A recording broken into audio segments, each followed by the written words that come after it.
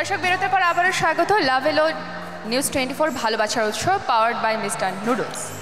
আমরা বলছিলাম যে ভালোবাসার রঙের কথা এবং সেই রং নিয়ে কিন্তু ছোটাছুটি করেছেন আমাদের সহকর্মীরা।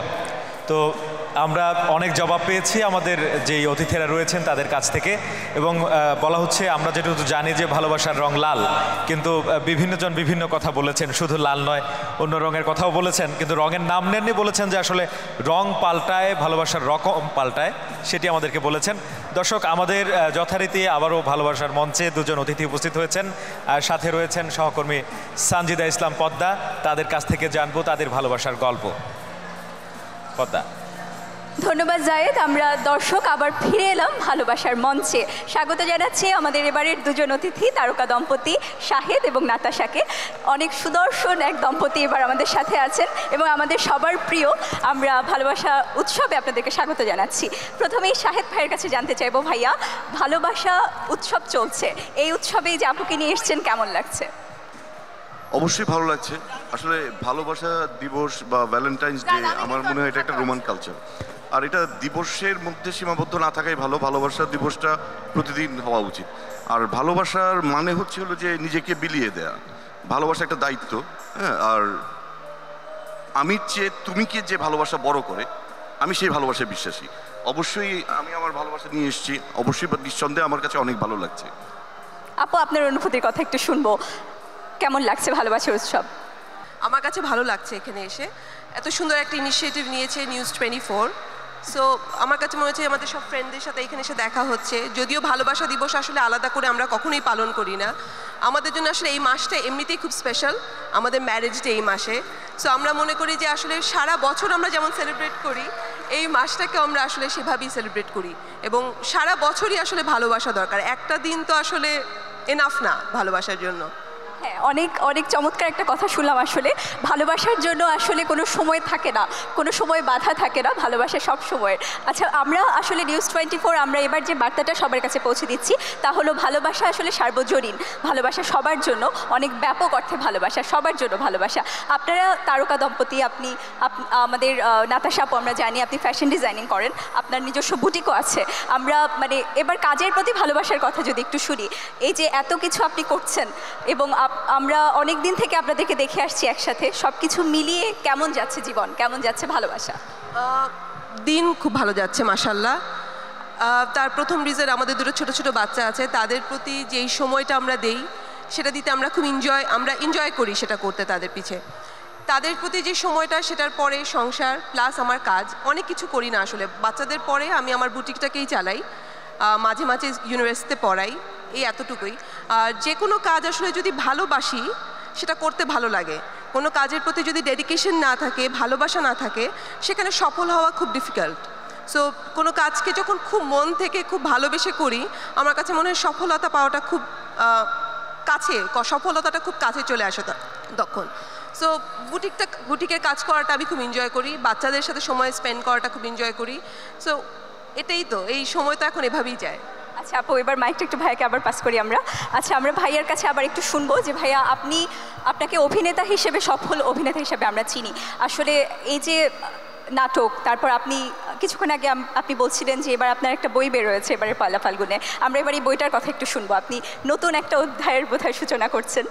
হ্যাঁ, এবার বইমেলায় আমার এই প্রথম লেখা একটা বই বের হলো। এটা একটা কথোপকথন। বইটির নাম হলো আমির নবরূপ সপ্তাহ তোমার জন্যে। এই বইটার সাবজেক্টটাও হচ্ছে ভালোবাসা নিয়েই। সো আমি গতকাল গিয়েছিলাম এবং আমি দেখলাম যে আমি অনেক ভালো সাড়া পাচ্ছি, মানুষজন নিচ্ছে, এবং আমি উৎসাহ পাচ্ছি যে না, হয়তো কিছু একটা লিখতে পেরেছি আর কি। এখন দেখা যাক বইমেলা। আচ্ছা, এই উপন্যাস এটা আসলে কি কথোপকথন আপনি বললেন? আচ্ছা, এটার পেছনে আপুর কি অবদান আছে আসলে, মানে আপুকে নিয়েই কি লেখা? আপুর অবদান হচ্ছে, আপু আমার যন্ত্রণাগুলো সহ্য করেছে। আমি রাতের পর রাত জেগে জেগে লিখতাম, হ্যাঁ, তো অনেক সময় ডাকলে বিরক্ত হতাম, সেই যন্ত্রণাগুলো সহ্য করেছে, এটাই তার অবদান। আচ্ছা, আসলে আমরা আরও একটু শুনতে চাই আপনি এখন কি করছেন। দর্শক আপনার কথা জানতে চায় যে এই যে মানে আপনি এখন নাটকের কি কাজ করছেন, বা সামনে কি কাজ আপনাকে দেখা যাবে সামনে? আমি রিসেন্টলি কলকাতায় একটা ছবি করলাম, আরেকটা ছবির ব্যাপারে কথা হচ্ছে। আর অ্যাজ ইউজুয়াল আমি নাটক করে যাচ্ছি। আমি কয়েকটা সিরিয়াল করছি, সিরিয়ালগুলোতে এখনও নিয়মিত আছি। আর যখনই যে ভালো কোনো গল্প পেলে বা ডাক পেলে অবশ্যই নাটক করি। নাটকটাই হচ্ছে আমার মূল পেশা। হ্যাঁ, পরিচালনায় আগ্রহ আছে আপনার, ওই দিকে কি যেতে চান? বোধহয় আমি আপনার একটা সাক্ষাৎকারে এরকম শুনেছিলাম আপনি কাজ করতে চান। পরিচালনায় আসলে আমি প্রথম পরিচালনা করি হচ্ছে 15 বছর আগে। আমার পরিচালনার বিষয়গুলো আমি এত ফলো করে কখনো প্রচার করিনি। আর পরিচালনাটা আমার পেশা না, নেশা।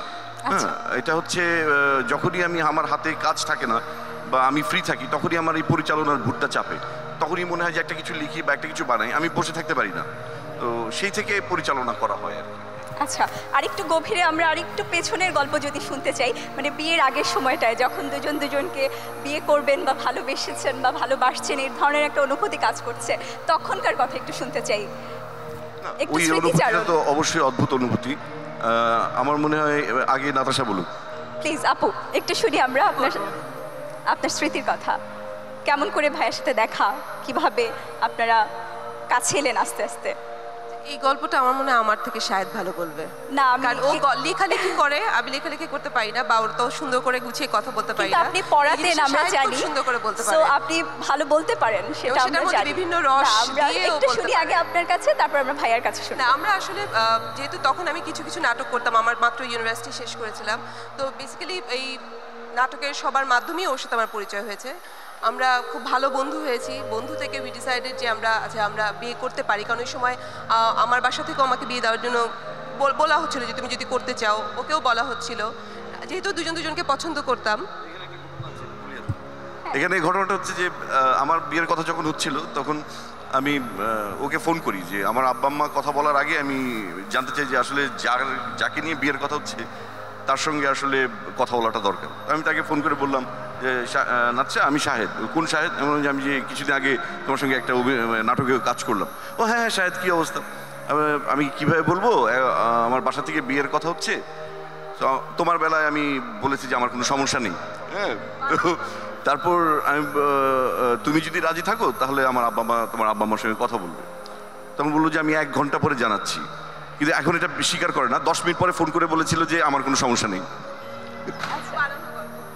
আচ্ছা, আসলে আমরা আপনাদের অনেক ভক্ত সমর্থকদের এখানে দেখতে পাচ্ছি। সবাই আপনাদের কাছে আরেকটু শুনতে চায় যে সবার জন্য আসলে একটি বার্তা যদি আপনারা দেন, ভালোবাসার একটা মেসেজ, ছোট্ট দুজন ভাই। আগে প্রথমে চ্যানেল 24-কে অনেক অনেক ধন্যবাদ এত সুন্দর একটা আয়োজন করার জন্যে। সত্যি সুন্দর একটা আয়োজন, একটা মিলন মেলা। আমরা আশা করবো যে ভবিষ্যতে আরও এরকম সুন্দর সুন্দর আয়োজন করবে। নিউজ 24 এরকম সুন্দর সুন্দর আয়োজন করবে। আর মেসেজ বলতে বলবো যে ভালোবাসা আসলে অনেক বড় একটা শক্তি। আমার মনে হয় যে ধর্ম তো নিঃসন্দেহে একটা শক্তি, সকল ধর্মকেও একত্র করতে পারে একটা শক্তি, সেটা হচ্ছে ভালোবাসা। সো সবাই ভালোবাসতে শিখি, আমরা ভালোবাসি, তাহলেই ভালোবাসা পাবো। অনেক অনেক ধন্যবাদ। আসলে আমাদের তারকা দম্পতির জন্য একটি করতালি আমরা আশা করছি। দর্শক, এবার ভালোবাসার মঞ্চ থেকে আবারও চলে যাব বিরতিতে, ফিরবো আবারও ভালোবাসার উৎসবে, সাথেই থাকুন।